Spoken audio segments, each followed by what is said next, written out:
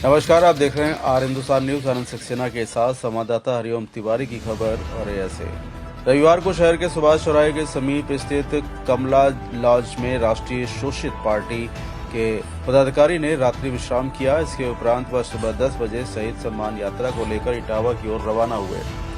इस संबंध में राष्ट्रीय शोषित पार्टी के राष्ट्रीय अध्यक्ष ब्रजेश प्रजापति ने कहा कि उनकी यह यात्रा 5 नवंबर से शुरू हुई है तथा 5 दिसंबर को पूरे उत्तर प्रदेश का भ्रमण करते हुए देवरिया में एक जनसभा के बाद संपन्न होगी।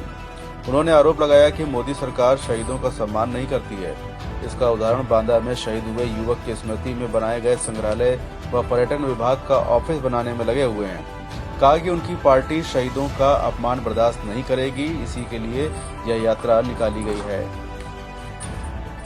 राष्ट्रीय अध्यक्ष ब्रजेश प्रजापति द्वारा अवगत कराया गया। फिलहाल आप सुरक्षित रहिए, जुड़े रहिए आर हिंदुस्तान से। नमस्कार। मैं दिलीप चौधरी, राष्ट्रीय महासचिव अखिल भारतीय संत गाडगे बाबा साहब अम्बेडकर मिशन। कि आप लोग ये यात्रा में निकले हो, किस मांग को लेकर निकले हो? देश में जब से भारतीय जनता पार्टी की सरकार आई है, जातीय उत्पीड़न का आतंकवाद कायम हो गया है। अभी तक सम्मान और अपमान जात के आधार पर हो रहा था और समाज का उत्पीड़न भी जात के आधार पर हो रहा। पिछले 2-3 महीनों के अंदर अगर आप देखें, जो भी घटनाएं हुई हैं, हत्याएं हुई हैं, बलात्कार हुए हैं, सारी घटनाओं में एक जाति के लोग इन्वॉल्व हैं। मैं देखता हूं तो पाता हूं कि इस राष्ट्र में जिन शहीदों ने राष्ट्र की आजादी के लिए, भारत को आजाद कराने के लिए अपना सर्वोच्च बलिदान दे करके अपनी शहादत दी है, उनका भी अपमान और सम्मान जात के आधार पर किया जा रहा है। हमारी इस रथ यात्रा के माध्यम से मांग है उत्तर प्रदेश सरकार और भारत की सरकार से, जाति उत्पीड़न बंद करो, जात के आधार पर अपमान और सम्मान बंद करो और जो मांगे समर्थन करता हूं। और देश में वंचित, शोषित, दलित, पिछड़े, आदिवासी तथा मुस्लिम समाज के जिन लोगों ने शहादत दी है, उनको भी जब एक जैसा कार्य किया है, जब देश की आजादी के लिए सभी ने अपनी शहादत दी है, तो सबका सम्मान भी बराबर होना चाहिए। हमारी इस रथ यात्रा के माध्यम से मांग है। किसी का जाति आधार पर या धर्म के आधार पर, लिंग के आधार पर कोई भेदभाव नहीं होना चाहिए। ये संविधान के विरुद्ध भी है। संविधान हमें पूर्ण मौलिक अधिकार देता है। हमारा एक तरफ हिंदू राष्ट्र की मांग कर रहे हैं लोग और एक तरफ भारत का संविधान समता, स्वतंत्रता, न्याय और बंधुत्व के आधार पर स्थापित है। और जिस संविधान के बदौलत देश के प्रधानमंत्री और देश के मुख्यमंत्री प्रदेशों के, वो आज हिंदू राष्ट्र की भी मांग करने के लिए आगे आए हैं। इसका मतलब जो वीर सावरकर ने 1919 में और 1922 में हिंदू राष्ट्र की मांग रखी थी, हमको लग रहा है कि ये भारतीय जनता पार्टी और उनकी सरकार के लोग ये पुनः देश का बंटवारा करवाने की रचना रच रहे हैं। इससे हम देश को आगाह करना चाहते हैं। शहीदों के परिवारों को हम भी चाहते हैं कि लेटरल एंट्री के माध्यम से जो 30 लाख के लगभग देश की आजादी के लिए शहादत दिए हैं, उन सभी परिवार के लोगों को आईएएस और आईपीएस बनाया जाए, जैसे कि मनोज तिवारी जी के भाई को बनाया गया और ओम बिरला जी की मॉडल बेटी को आईएएस बना करके रास्ता खोला गया है। तो देश के शहीदों का सम्मान क्यों नहीं, उनके परिवार गुमनामी का जिंदगी क्यों जिए, उनके भी परिवारों को आईएएस और आईपीएस बना करके इस देश की सरकार को उनके प्रति अपनी कृतज्ञता व्यक्त करनी चाहिए। यही देखा जाए, जो बागेश्वर महाराज ने यात्रा, पैदल यात्रा निकाली है हिंदू राष्ट्र की मांग के लिए, इसके बारे में क्या कहना चाहते हैं आप? हिंदू राष्ट्र का एक गांव नहीं बना सकते बागेश्वर, और वो बाबा हैं। बाबा का काम है धर्म के अनुसार प्रयोजन करना। और धर्म क्या कहता है? धर्म ये कहता है मानव मानव एक समान। सभी मानवता का पाठ पढ़ाने वाले, वासुदेव कुटुंब की अवधारणा को धारण करने वाले संत होते हैं। और इस तरह हिंदू राष्ट्र की मांग करने वाले ये आतंकवादी हैं। इनके साथ सभी लोग लगे हैं, सभी पार्टी के लोग लगे हुए हैं।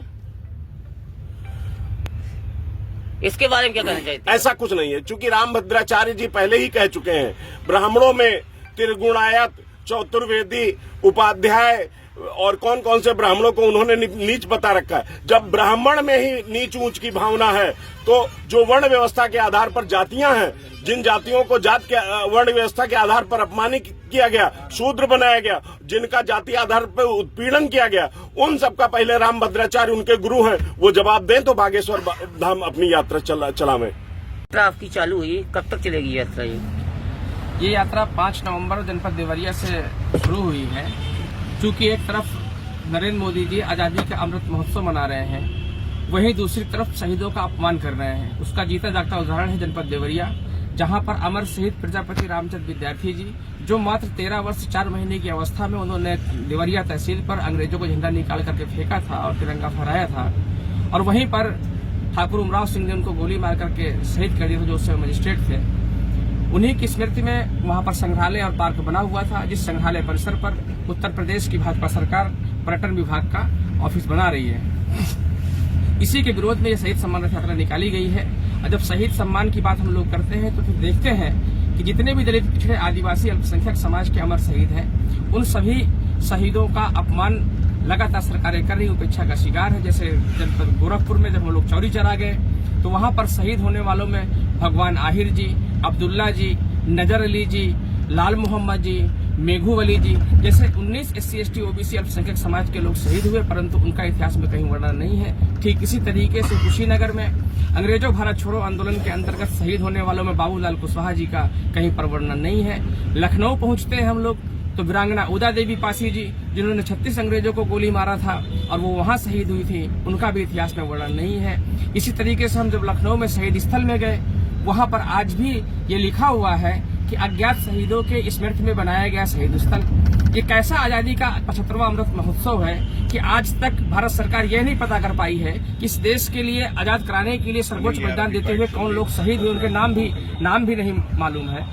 तो ये बड़ी शर्म की बात है। ठीक इसी तरीके से जब हम लोग मेरठ पहुंचते हैं तो मेरठ में शहीद होने वालों में 1857 की क्रांति में झंडा गुज्जर जी, बलवंत जाट जी, मोमराज कुम्हार जी, माता दीन वाल्मीकि जी, जिनका इतिहास में कहीं वर्णन नहीं है। ठीक इसी तरीके से जौनपुर में पाल समाज में शहीद हुए 1857 की क्रांति में शीतल पाल जी, उनका इतिहास कहीं में नाम नहीं है। इसी तरीके से जलियांवाला बाग का बदला लेने के लिए इंग्लैंड जाकर इंग्लैंड की संसद में घुस करके जनरल डायर को गोली मारने वाले उधम सिंह सैनी जी, जो वहां शहीद हुए, उनका भी इतिहास में वर्णन नहीं है। कहने का आशय यह है कि शहीद सम्मान रथ यात्रा के माध्यम से हम सभी अमर शहीदों का इतिहास, जो इतिहास में नाम नहीं है, उनका नाम दर्ज कराना चाहते हैं और भारत सरकार से मांग करते हैं कि इंग्लैंड की गजेटियर से भारत सरकार सभी अमर शहीदों का इतिहास मंगा करके उनको NCERT की पुस्तकों में सम्मिलित कराया जाए, ताकि उनकी वीर गाथाओं को जन जन तक पहुंचाया जाए। इसके साथ ही साथ सबसे कम उम्र के शहीद होने के नाते प्रजापति रामचंद्र विद्यार्थी जी को भारत रत्न से सम्मानित किया जाए। सभी शहीदों के चित्र या प्रतिमाएं दिल्ली की संसद भवन में स्थापित कराई जाए। इसके साथ ही साथ देश के प्रमुख शहर, नगर के चौराहे, सड़कें या हॉस्पिटल, कॉलेज, जो लाभकारी योजनाएं हैं सरकार के द्वारा संचालित की जाती है, उनका नामकरण भी शहीदों के नाम से होना चाहिए।